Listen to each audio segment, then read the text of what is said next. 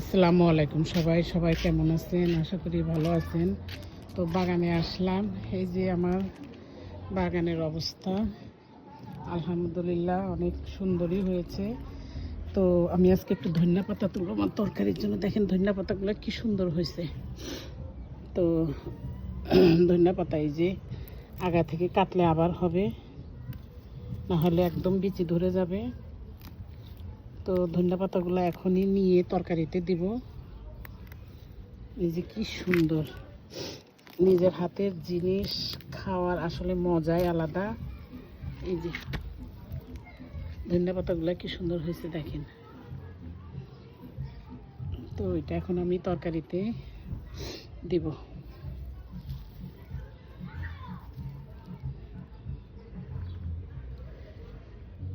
তো সবাই ভালো থাকবেন। আসসালামু আলাইকুম।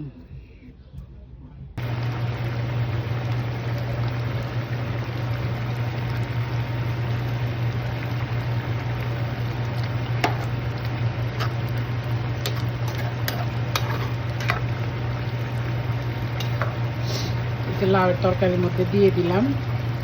তো লাউয়ের তরকারিতে ধনিয়া পাতাটা খুব বেশি ভালো লাগে এবং খেতে মানে মানে এটা খুব বেশি যায়। লাউর তরকারি আর কোরাল মাছ, এই যে একদম বাগানে টাটকা টাটকা ধনিয়া পাতা দিয়ে রান্না করলাম। সবাই ভালো থাকবেন। আসসালামু আলাইকুম।